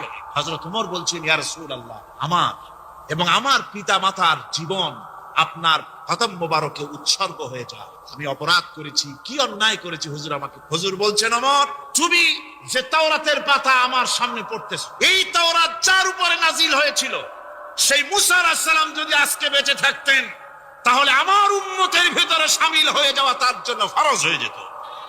অতীতের সমস্ত কিতাবকে রদ করা হয়েছে, সমস্ত শরিয়াতকে বন্ধ করা হয়েছে। সুতরাং কোন মুসলমানের প্ল্যাটফর্মে যেখানে কোরআন তেলাওয়াত হয়, বেদ, বাইবেল, গীতা পড়া হারাম সেখানে। এই মুনাফিকরা তাও করে থাকে। আমার মুসলমান ভাইয়েরা, নজরুল ইসলাম কলেজের ইসলাম শব্দ বাদ দিয়ে নজরুল কলেজ করা হয়েছিল। সলিমুল্লাহ মুসলিম হলের মুসলিম শব্দ বাদ দিয়ে শুধু সলিমুল্লাহ হল করা হয়েছিল। তার মানে ধর্ম এদের কলিজায় আগুন জ্বালিয়ে দেয়।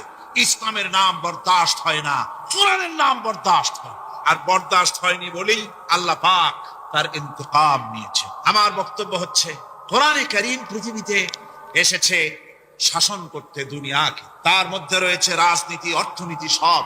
এই বিচার ফয়সালা কোরআন থেকে যারা গ্রহণ করে না, রাসূলকে যারা বিচারক মানে না, তাদের সম্পর্কে আল্লাহ পাক কি বলছেন শুনুন। ফালা ওয়া রাব্বিকা লা ইউমিনুনা হাত্তা ইউহাক্কিমুকা ফীমা শাজারা বাইনাহুম থুম্মা লা ইয়াজিদু ফী আনফুসিহিম হারাজাম মিম্মা কাদাইতা ওয়া ইউসাল্লিমু তাসলিমা। আল্লাহ রাব্বুল আলামিন বলেন, ফালা ওয়া রাব্বিক, কখনো নয় হে নবী, আপনার রবের কসম, কখনোই নয়। ওরা মুমিন নয় যারা নাকি তাদের জীবনের সব কিছুর ব্যাপারে যতক্ষণ পর্যন্ত আপনাকে বিচারক না মানে, আপনার দেওয়া ফয়সালাকে গ্রহণ না করে, এবং আপনি বিচার করার পর ফয়সালা দেওয়ার পরে এটার উপরে দ্বিধাহীন চিত্তে মেনে যতক্ষণ না নিবে, ততক্ষণ পর্যন্ত তারা যত ঈমানের দাবি করুক, তারা আসলে মুমিন না। এ ফতোয়া কার? এ ফতোয়া কার? আল্লাহ রাব্বুল আলামিনের ফতোয়া। কখনো মুমিন হতে পারবে না যারা রাসূলুল্লাহকে ফয়সালাকারী হিসেবে গ্রহণ না করবে, কোরআনকে সংবিধানের উৎস হিসেবে গ্রহণ না করবে। কোরআন এসেছে আইনের কিতাব হিসেবে পৃথিবীর মানুষকে পরিচালিত করার জন্য। আজ এই কোরআনের আইন যারা মানে সেখানে শান্তি পায়, কোরআন যেখানে মানে না সেখানে শান্তি হয় না। আল্লাহ পাক পরিষ্কার বলেছেন, কোরআনের আইন মেনে চলো। আর যারা এই কোরআনকে অমান্য করবে তাদের শাস্তি কি হবে? আল্লাহ পাক বলেন, আল্লাযীনা কাযযাবু বিল কিতাবি ওয়া বিমা আরসালনা বিহি রুসুলানা ফাসাউফা ইয়ামালুন। আল্লাহ পাক বলেন, আমি যে কিতাব নাজিল করেছি, এই কিতাবকে যারা মিথ্যা মনে করে, কিতাবকে যারা অস্বীকার করে, কোরআনের আইন যারা মানে না, আমি যে রাসূলের উপরে যা নাজিল করেছি সেগুলির উপরে যারা ঈমান আনে না, এগুলিকে যারা মানে না, তাদের জন্য এর পরিণতি তারা খুব শীঘ্রই টের পাবে। খুব শীঘ্রই তাদেরকে এর পরিণতি দেওয়া হবে। কিয়ামতের দিন তাদেরকে আল্লাহ রাব্বুল আলামিন জাহান্নামে প্রবেশ করাবেন। কোরআনের অবমাননাকারীদের জায়গা কোথায় হবে? কোথায় হবে তাদের জায়গা? জাহান্নামের ভিতরে হবে। সুতরাং আমরা কোথায় যেতে চাই? জাহান্নামে না জান্নাতে? বেহেশতে যদি যেতে চাই, দুনিয়ায় যদি শান্তি চাই, এবং আখিরাতে যদি মুক্তি পেতে চাই তাহলে আমাদেরকে কোরআনের আইনকে মানতে হবে। কিসের আইন মানা লাগবে? কোরআনের আইন মানতে হবে। কোরআনে কারীমের নাজিল হলো, আল্লাহ পাক যে কোরআন আমাদের শিখালেন, আর রহমান আল্লামাল কোরআন, যে কোরআন তিনি আমাদের শিখালেন। এই কোরআন নাজিলের পদ্ধতি ছিল মদিনা এবং মক্কা। রাসূলের মক্কি জিন্দেগিতে কিছু নাজিল হয়েছে, আর মদনী জিন্দেগিতে নাজিল হয়েছে কিছু। মক্কা শরীফে যেগুলি নাজিল হয়েছে সে সূরাগুলো ছিল তাওহীদ, রিসালাত এবং আখিরাতের উপরে নির্ভর করে। আর মদনী সূরা যেগুলি ছিল সেগুলি ফৌজদারি দণ্ডবিধি, উত্তরাধিকারী আইন, তারপরে যাকাত, ওসর, যুদ্ধ, সন্ধি, বন্দি, এরপরে রয়েছে স্বরাষ্ট্রনীতি, পররাষ্ট্রনীতি, অর্থনীতি, জীবন পরিচালনার সমস্ত বিধি আর ব্যবস্থা মদনী জিন্দেগির সূরাগুলিতে, অবতীর্ণ সূরাগুলিতে আল্লাহ রাব্বুল আলামিন নাজিল করেছে। কোরআন শরীফ মানুষের সকল সমস্যার সমাধান দিয়েছে। এখানে আমি এখন তার কিছু নমুনা পেশ করছি আপনাদের সামনে, আপনাদের বোঝার জন্য যে কোরআন, অনেকে বলে যে কোরআনের তাফসীরের ভেতরে রাজনীতির আলোচনা হয়। রাজনীতি সেইটুক করি যেটুকুন আল্লাহ কোরআনে করেছেন। জোরে কোন আলহামদুলিল্লাহ। এর থেকে বালাই কিছু বলি নাকি?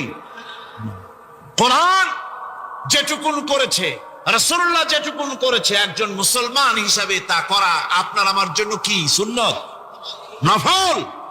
ওইটা করা কি জোরে কোন? এটা করা আমাদের জন্য ফরজ।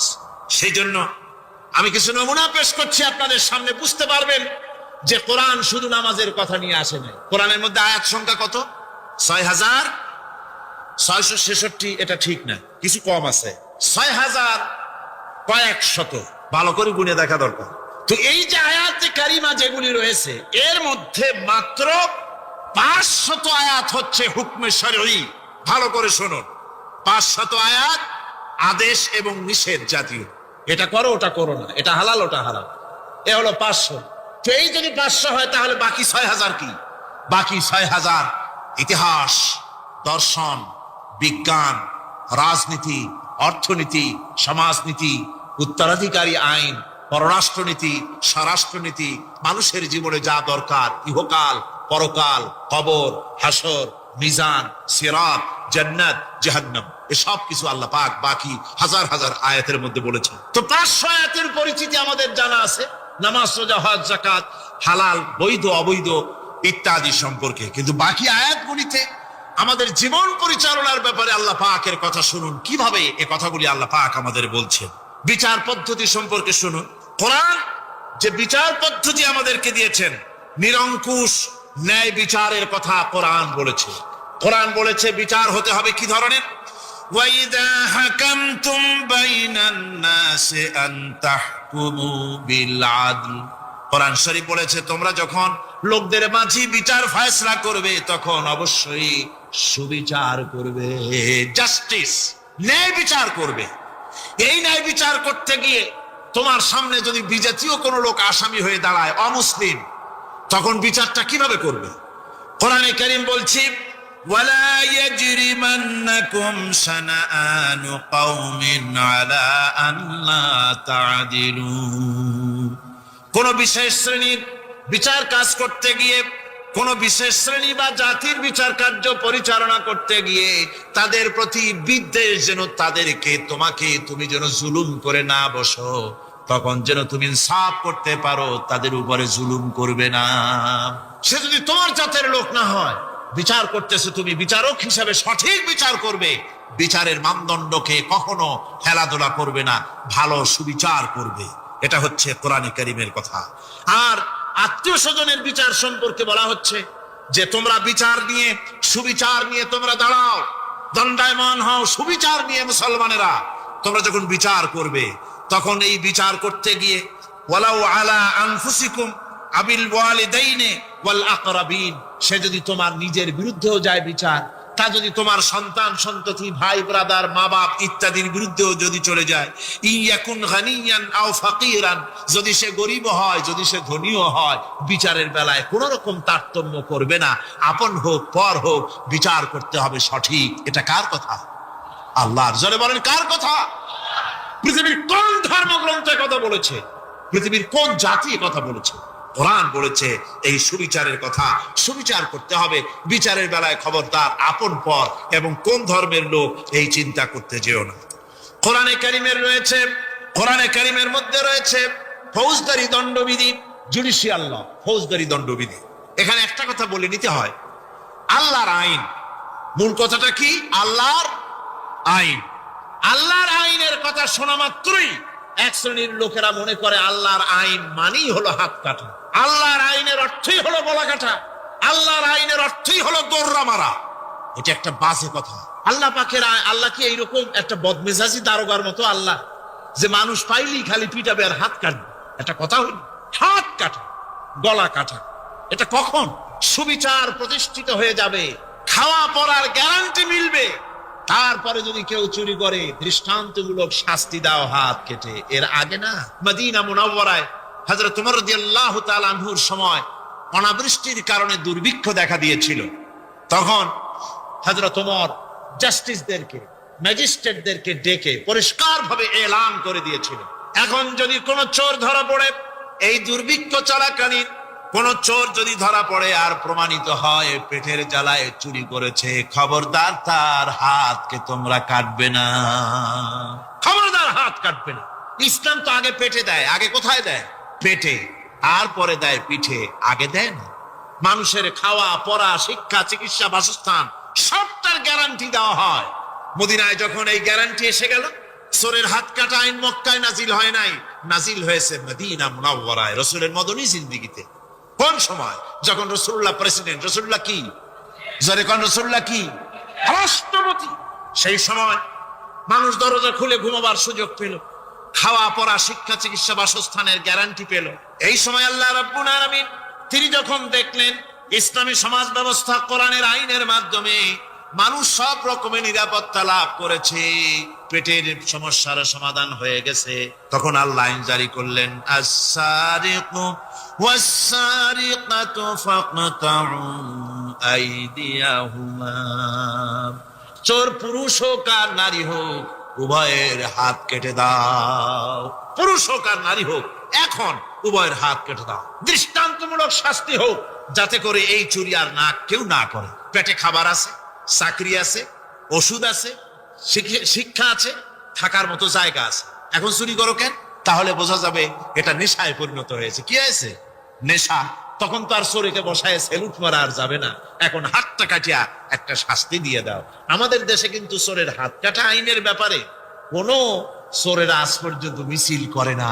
বাংলাদেশের কোন ছোট ছোট চোর, যেমন তাল চোর, বেল চোর, কচু চোর, ছাতি চোর, জুতা চোর, আরো যত ছোট ছোট চোর, এই সব চোরেরা কি কোনোদিন মিছিল করেছে যে চোরের হাত কাটা আইন মানি না, মানবো না? বলেছে কেউ? কিন্তু এই আইনের বিরুদ্ধে সোচ্চার কারা? কোন চোরেরা? নিশ্চয়ই ছোট চোরেরা, বড় চোর। যারা তাল বেল চুরি করে না, বরং কলমের খোঁচা দিয়া সরকারের, জনগণের লক্ষ কোটি কোটি টাকা পকেটস্থ করেন মেহেরবানি করে, ওইসব তারা মনে করেন যদি এই আইন চালু হয়ে যায় তাহলে তালচোর বেলচোরের তো কোনো ক্ষতি নাই, ইসলামী রাষ্ট্র চালু হলে পরে তো সকলের পেটে ভাত আসবে, ওই তাল বেল আর চুরি করা লাগবে না, তাদের তো সুবিধা। কিন্তু মুসিবতটা তো আমাদের হবে। বেশি খাইয়া খাইয়া জিহ্বা পুরু হয়ে গেছে, এখন ওই বেশি খাইতে না পারলে বদভ্যাস চালু হয়ে যাবে। চুরি করতে যখন যাইবে তখন এই আইন তো বিসমিল্লাহ হবে আমাদের দিয়া। এই জন্য ওনারাই বিরোধিতা করেন চরম ভাবে। আর ইসলামের সব আইনের সাথে বিরোধিতা করার জন্য বাংলাদেশে যতগুলি পত্রিকা বেরিয়েছে তার মধ্যে শীর্ষ স্থানে রয়েছে ভারতের রয়ের টাকায় পরিচালিত নিকৃষ্ট আবর্জনা পত্রিকা আজকের কাগজ।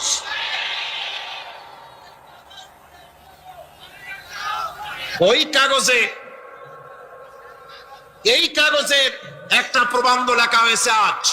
সেই প্রবন্ধে লেখা হয়েছে ধর্মভিত্তিক রাজনীতি এমনি এমনি নিষিদ্ধ করা যাবে না, সম্ভব হবে না, এটাকে একেবারে গোড়া থেকে উপড়ে ফেলে দিতে হবে। বাউগড়ির আবদার, ভারতের টাকা নিয়ে লাভালাভি করছে আজকে তারা। বাংলাদেশ থেকে ধর্মভিত্তিক রাজনীতি নিষিদ্ধ ঘোষণার জন্য পায়তারা চালাচ্ছে এই পত্রিকার মাধ্যমে। এই পত্রিকার একমাত্র কাজ গোটা জাতি সত্তাকে দ্বিধা বিভক্ত করা, ইসলামের বিরুদ্ধে ইয়াং জেনারেশনকে খেপিয়ে তোলার জন্য আদা পানি খেয়ে লেগেছে। ধর্মভিত্তিক রাজনীতি নিষিদ্ধ ঘোষণা করার জন্য আপ্রাণ প্রচেষ্টা চালাচ্ছে।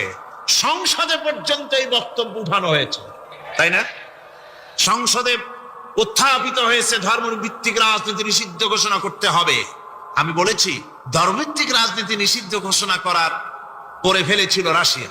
রাশিয়ার যেই পার্লামেন্টে বসে ধর্মভিত্তিক রাজনীতি নিষিদ্ধ ঘোষণা করা হয়েছিল, যে পার্লামেন্টের ঘোষণার বলে লক্ষ লক্ষ মুসলমানদেরকে জবাহ করা হয়েছে রাশিয়ায়, যে পার্লামেন্টের ঘোষণার বলে মসজিদ মাদ্রাসা ভেঙে চুরি একাকার করে দেওয়া হয়েছিল রাশিয়ায়, যেই পার্লামেন্টে বসে আলেম ওলামা পীর দরবেশদেরকে হত্যা করার জন্য নির্দেশ দেওয়া হয়েছিল রাশিয়ার যে পার্লামেন্ট থেকে, সেই দেশ আজ আর আস্ত নাই, দেশটা টুকরা টুকরা হয়ে গিয়েছে।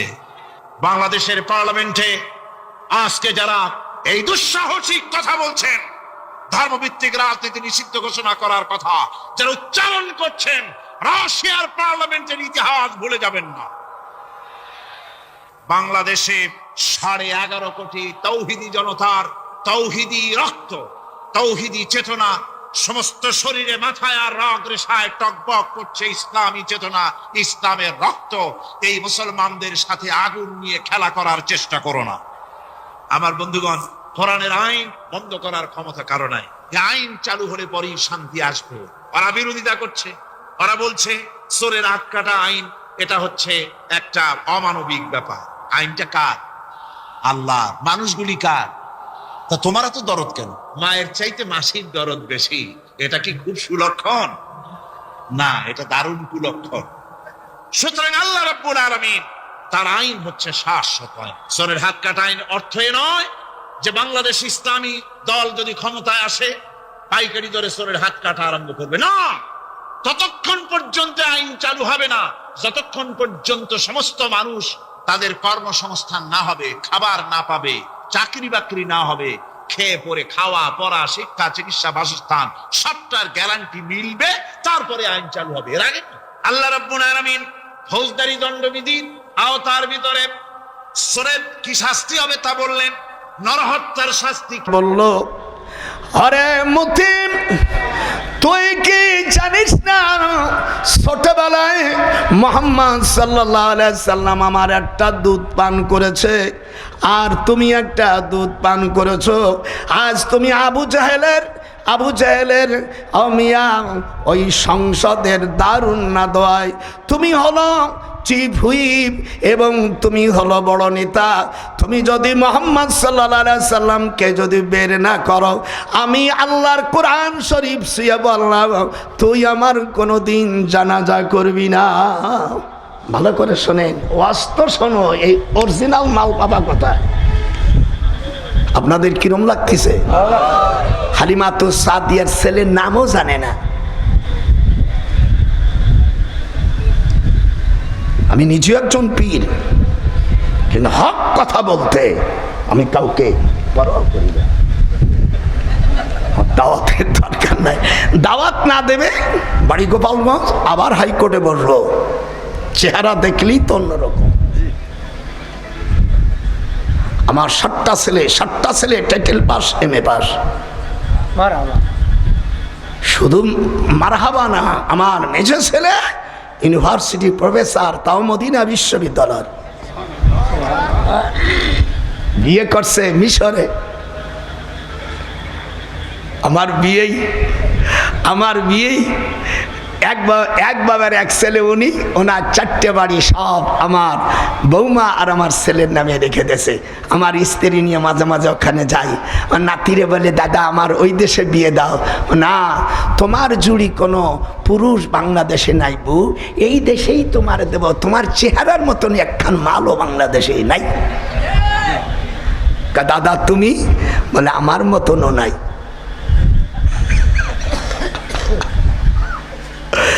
মজাক করতে হয়। হা হা, আপনাদের মজা লাগতেছে না? হালিমাতুস সাদিয়া জোহাইরকে বলে দিল, জোহাইর তুই যদি আবার জোহাইর আবু জেহেলের 4টে বোন 4 মন্ত্রী বিয়ে করেছে, ওরা সব ওরা। যদি তুই কোরআন শরীফ ছুঁয়ে বলিস মুহাম্মদ সাল্লাল্লাহু আলাইহি সাল্লামকে যদি বের না করিস, তাহলে আমার জানাজা করবি না, আমাকে মা বলে ডাকবি না। আর আল্লাহ জানু তোর জীবিত অবস্থায় জানু তোর প্যারালাইসিস হয়, তোর বংশ বনের জানু ধ্বংস হয়ে যা। আমার কাছে জোহর ইবনে মুতিম কই মারে তুই আমারে বড় দোয়া করিস না। আজ যদি আবু জেহেল ওই দারুন না দোয়ার প্রধান, ওর বোন বিয়ে করছি, যদি আমার কথা না শোনে ওর বোন রে তালাক দিয়ে দেব। শুধু তালাক দিয়ে দেব না, ওর কাল্লালাই বাজার না দেহ থেকে উড়াই ফেলবো। আল্লাহু আকবার। এদিকে তাকা, হালিমাতু সাদিয়া জোহর ইবনে মুতিম চুমো দিলেন। হযরত সাল্লাল্লাহু আলাইহি সাল্লামকে মুক্তি করে ছাড়বে, চুমো দিল। যাও। সরাসরি যাইতে যাইতে দেখে কি বর্তমান এই অ্যাসেম্বলিটা, আপনারা যারা হজ করেছেন, হুজুর সাল্লাল্লাহু আলাইহি সাল্লামের বাড়ির পাশে আবু জেহেলের পায়খানা। কথা বলেন, যদি কোনো হাসি না বলিস তোর হজ ওই সময় এখনই বাতিল হয়ে যাবে। হাত উঠান। আবু জেহেলের বাড়ি আর হুজুরের বাড়ি একেবারে কাছাকাছি, একটু হাত উঠা। যারা যাও নাই তারা বলো হুজুরের বাড়ি আর আবু জেহেলের বাড়ি কত কাছাকাছি, একটু জোরে বসে না হলে তো 3 লাখ টাকা বাতিল।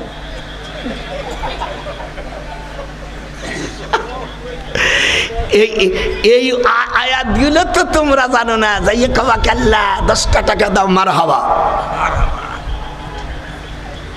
আমার দেশে এক পীর সাহেব আছে, সেই পীর সাহেব আমার দেশে এসে বলছে আমার মাদ্রাসা টাকা দাম। এই শালার জঘন্যতম পীর, তোর দেশে টাকা নাই, আমার দেশে মুরিদ বানাই, দেশের থেকে টাকা নিবি, সব হাইজাক করে নেব। শালার ভণ্ড পীর কোথাকার। তখন বলে হুজুর উনি কোন বেকায়দা লোক, এই দিয়ে দেশ স্বাধীন করেছে, তোমার দেশের টাকা দিয়ে তোমার মাদ্রাসা চালো, আমার এই দেশের তে ভিক্ষে করবা শালা, আর এই টাকা তুমি জুলুম করে টাকা সব কাড়িয়ে নেব।